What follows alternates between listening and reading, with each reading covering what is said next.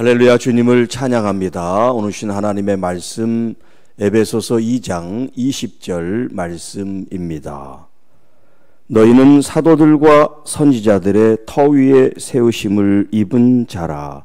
그리스도 예수께서 친히 모퉁이 돌이 되셨느니라. 아멘. 오늘 사도 바울은 에베소 성도들을 향하여 당신들은 건물과 같습니다.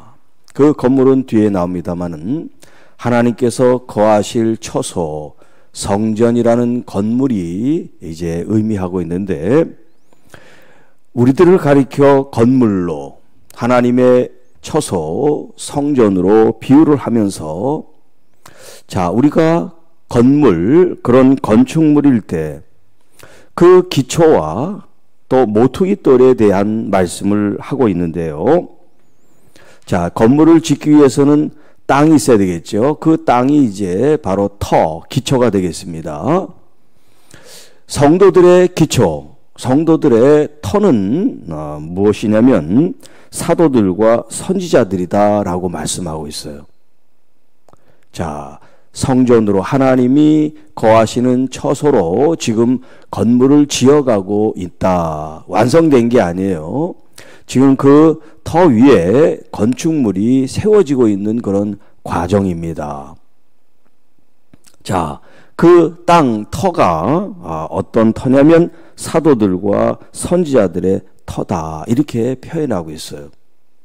자, 그러니까 성도나 교회나 갑자기 아무것도 없는 상태에서 무에서 유로 창조된 게 아니에요. 갑자기 신약 성경이 있는 게 아니에요. 갑자기 예수님이 뚝 떨어진 게 아니에요. 다 하나님께서는 미리 예정하시고 섭리하시고 계획하시고 준비하셔서 그것을 하나하나 이렇게 우리에게 갑작스러운 것이 아니라 이미 말씀하신 하나님의 말씀의 터 위에 세워져 가고 있는 것을 말씀하고 있어요. 그러니까 교회도 갑자기 교회가 생긴 게 아니에요. 하나님께서 부르신 이스라엘 공동체가 있게 됐고, 그 공동체를 통해서 하나님께서 교회라는 새로운 이제 조직을 형성하신 거예요. 자, 여기 오늘 본문의 사도들과 선지자들, 좀 더 정확하게 번역을 한다면 선지자들과 사도들 이렇게 해야죠. 순서가 구약이 먼저고 신약이 뒤니까 사도들은 신약의 시작이고 이 선지자들은 구약의 하나님의 종들이니까요. 먼저 사도들의 터가 아니라 선지자들의 터, 그리고 사도들의 터가 나와야 되죠. 자, 어쨌든 간에 순서가 그렇다는 걸 여러분이 아시고, 자, 그러면 여기 사도들과 선지자들, 또 선지자들과 사도들은 둘 다 부름을 받은 사람들이에요. 부름을 받은 사람들, 그리고 보냄을 받은 사람들이에요. 이게 중요합니다. 불려졌고 보냄을 받은 사람들이다. 누구에 의해서? 하나님에 의해서. 하나님이 부른 사람들이에요. 하나님이 택한 사람들이에요. 물론 다 하나님이 택했지만 특별히 이렇게 선지자들은 하나님의 말씀을 그들에게 사명을 주신 부름받은 사람들이에요. 자, 이렇게 부름만 받고 말씀만 받고 끝나면 사명을 감당하는 것이 아니죠. 이 사람들은 보냄을 받았어요. 이스라엘 공동체 백성들에게 하나님 말씀을 맡은 자들로서 파송을 받은 사람들이에요. 그래서 하나님의 말씀을 대언, 그들이 자신의 생각을 가미해서 해석을 해서 거기에다가 첨가를 해서 말씀을 전한 게 아니라 하나님께서 주신 말씀 그대로 대언, 그대로 그냥 스피커, 입의 역할만 가지고 말씀을 전했어요. 자, 구약에 많은 선지자들이 있습니다만 이 선지자들의 말씀의 그 주제, 핵심이 뭐냐? 핵심이 뭐냐면 그들이 하나님께 돌아오라는 거예요. 그들이 하나님을 잘 믿고 하나님께서 정말 흡족한 그런 상태에 하나님과 백성의 관계, 언약의 관계를 잘 유지했다면 선지자들이 필요할까요? 필요하지 않을까요? 필요가 없어요. 하나님 말씀을 잘 들은데 선지자들이 파송받을 이유가 없는 거예요. 그런데 하나님께서는 그들을 선택하시고 언약을 맺으시고 하나님께서는 그들에게 가진 은혜와 은총을 베푸시는데 이 목이 굳은 백성들이 하나님의 말씀에 귀를 기울이지 않고 자꾸 우상 숭배를 하고 또 주변의 강대국의 힘을 빌려고 하니까 하나님께서 선지자들을 보내서 너희들이 하나님께로 돌아와야 된다. 하나님의 말씀을 청정해야 된다. 그 사명을 감당한 거예요. 자, 하나님께로 돌아오라.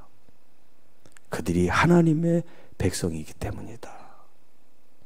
그런데 이스라엘 백성들은 하나님을 하나님으로 또 하나님의 백성으로 그들이 그것을 관계를 원하지 않았어요.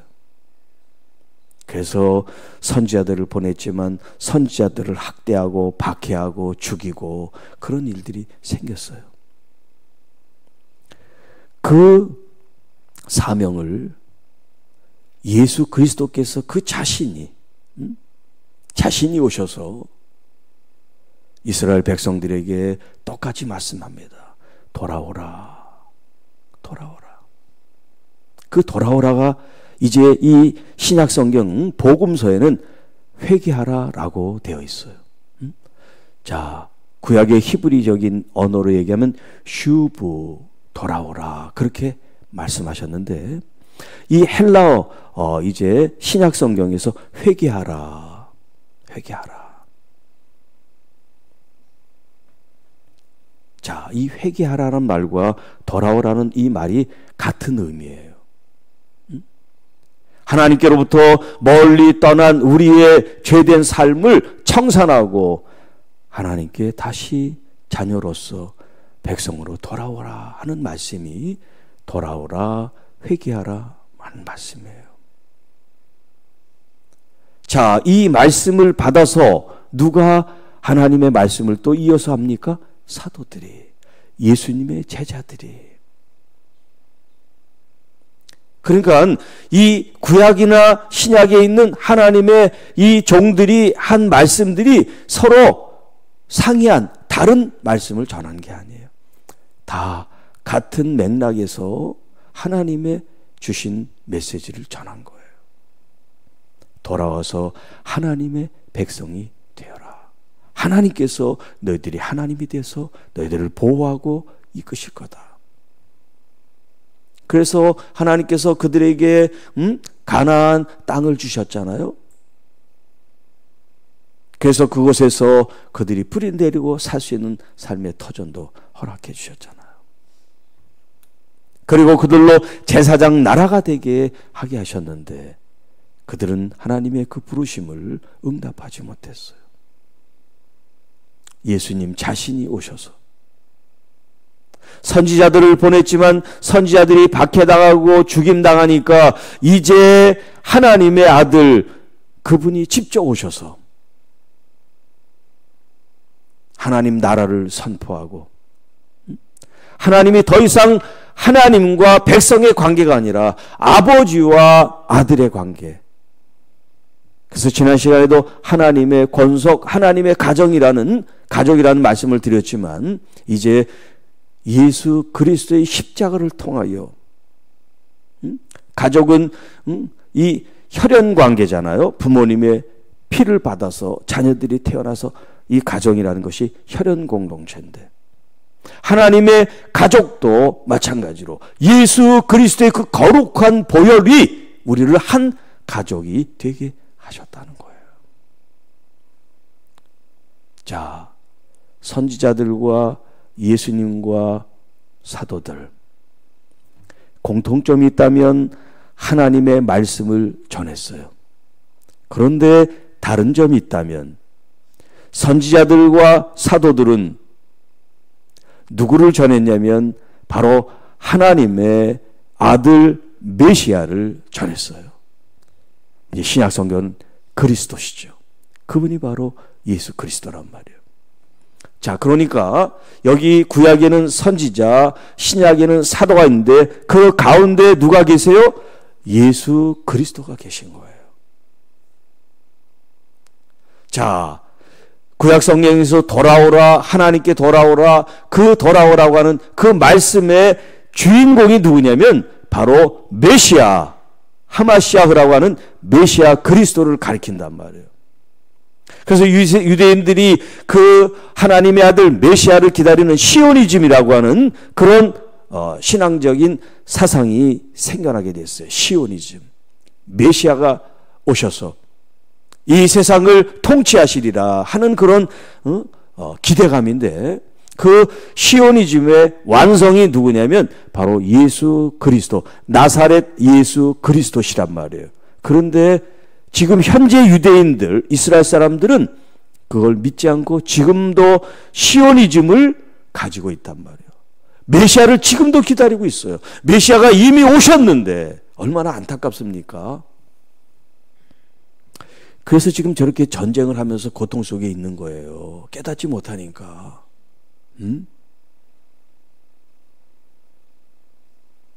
언젠간 알 날이 있기를 우리가 기도해야 돼요.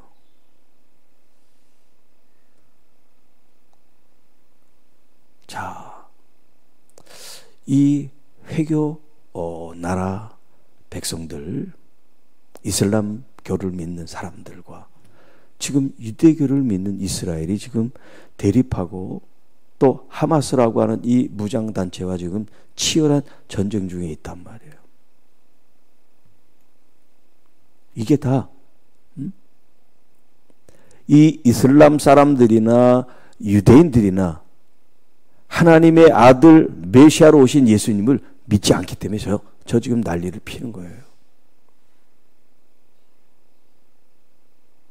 예수 그리스도가 하나님의 아들이라고 인정하고 받아들이면 그런 전쟁과 비극이 아마 없을 거예요. 그런데 이 이슬람교 사람들도 예수를 예샤라고 그러는데, 이제 그들 코란이라고 하는 이 경전이 있어요. 우리처럼 성경이 있어. 그들에게도 거기에 예수님을 뭐라고 하냐면 예샤라고 그랬는데, 이 예샤는 선지자다 이렇게 표현을 하고 있단 말이에요. 예수님은 선지자시죠. 그래서 그 예수님의 세 가지 직임 중에 왕도 있고 제사장도 있고 선지자도 있단 말이에요. 그런데 그분은 선지자, 제사장, 왕이 아니라 그건 하나의 직임이고, 그분은 하나님 자신이고 이 땅에 하나님의 아들로 오신 메시아란 말이에요. 자, 선지자들과 사도들의 터 위에 지금 성전 건축을, 지금 건물을 얘기합니다. 자, 그 건물의 터, 기초, 땅이 뭐냐, 지금 이 얘기를 한 거예요. 그 땅이 바로 선지자들과 사도들의 가르침, 그 가르침이 교회의 터다, 지금 이런 얘기를 하는 거예요.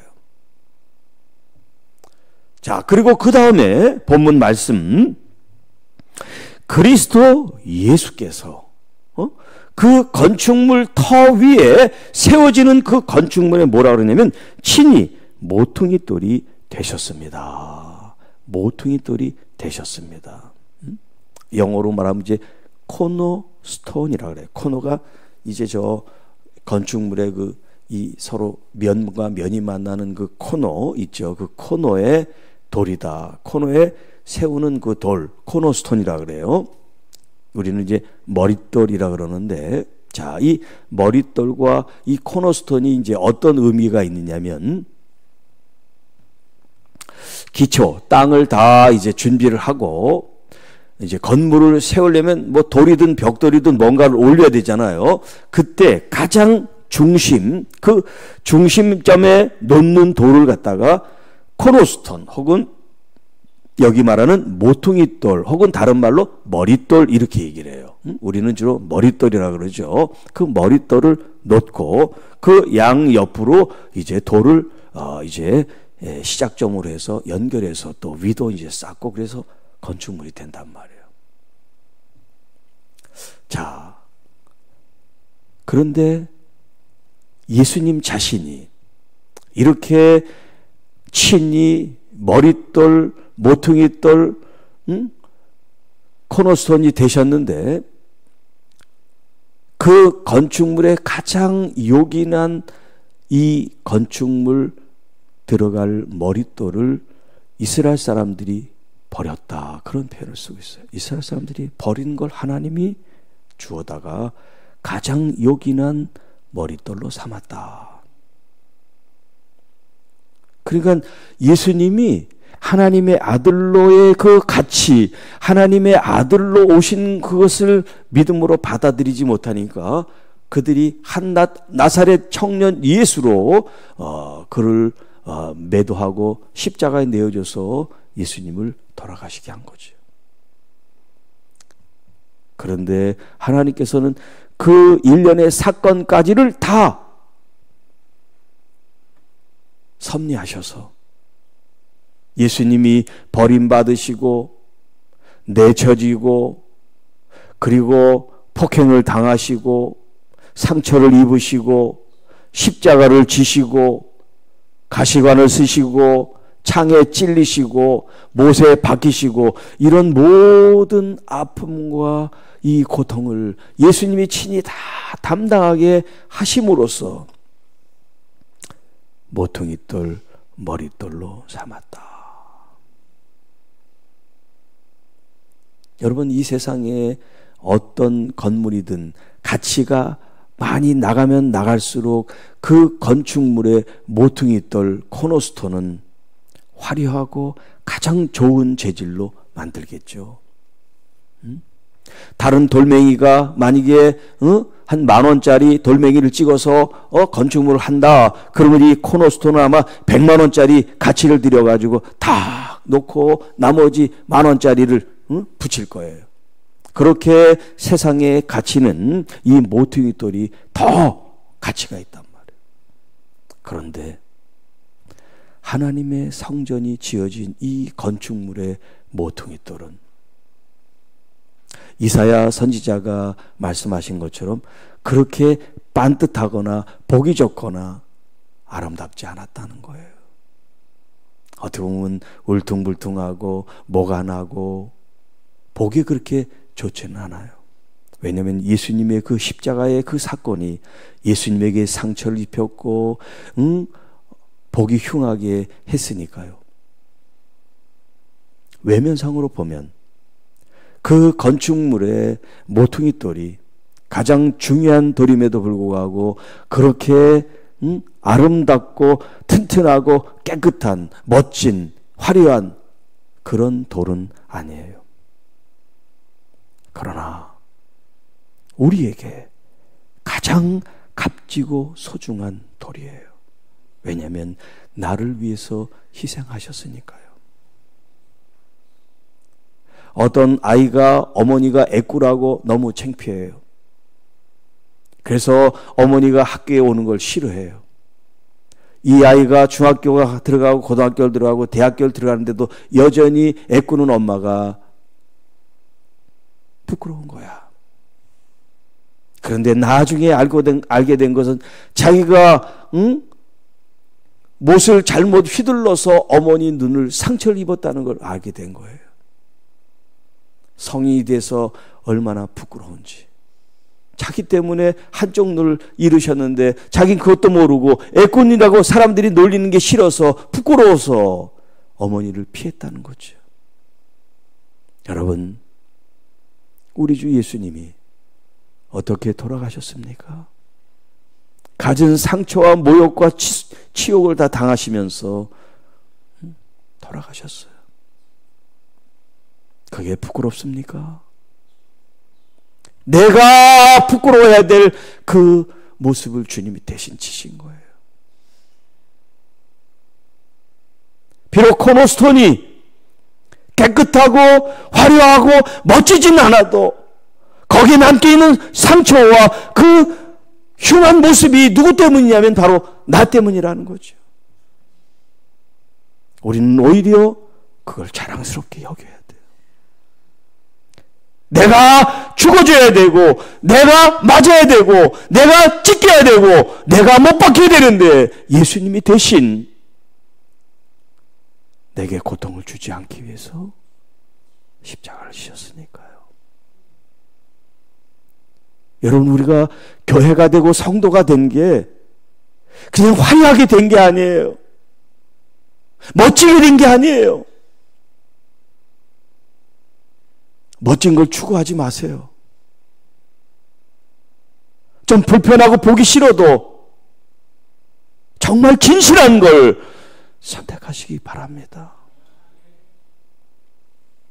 예수님이 나에게 어떤 분인지, 예수님이 가장 중요한 모퉁이 돌이지만 오히려 우리가 예수님을 더 잘 이해하지 못하고 스포트라이트를 받고 칭찬받고 인정받고 높여주고 잘한다 그런 소리만 듣고 싶지 않았나. 이름도 없이 빛도 없이 주님을 위해서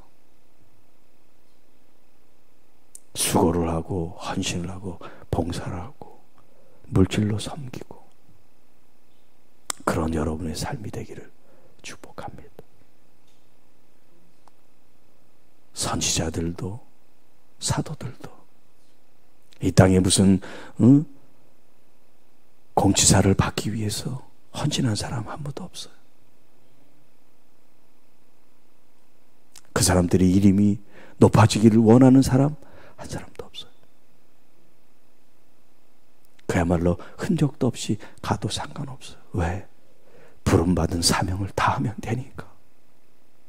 하나님 나라에서 착하고 충성된 종이라는 그 말 한마디만 들으면 되니까요. 그 한 가지면 족하지 않습니까? 우리에게 예수님이 계시잖아요. 모든 것 대신 예수님이 계시잖아요. 그러면 족하지 않나요? 그 예수님을 더 사랑하지 못해서 문제지. 더 그분의 말씀을 따르지 못해서 문제지. 이 세상에 편하지 않는 것, 부유하지 않는 것, 건강하지 않는 것, 이건 그렇게 큰 문제가 아니에요. 정말 문제는 내가 하나님의 사랑을 받고 있는데도 불구하고 그 사랑을 모르고 세상의 것에 취해 있는 게 문제예요. 가장 가치 있고 소중한 주님이 계신데 이 가치를 알아보지 못하는 게 이게 가장 큰 문제라죠.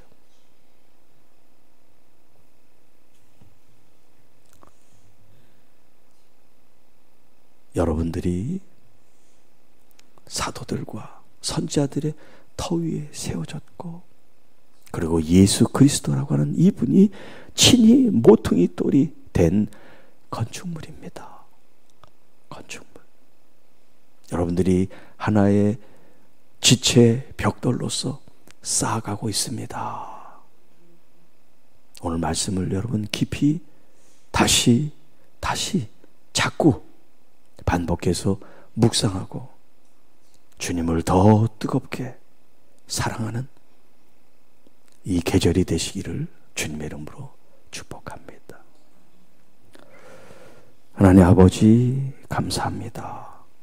무엇이 그렇게 바쁜지, 무엇이 그렇게 갖고 싶고 원하는 게 많은지 주님 다 내려놓게 하시고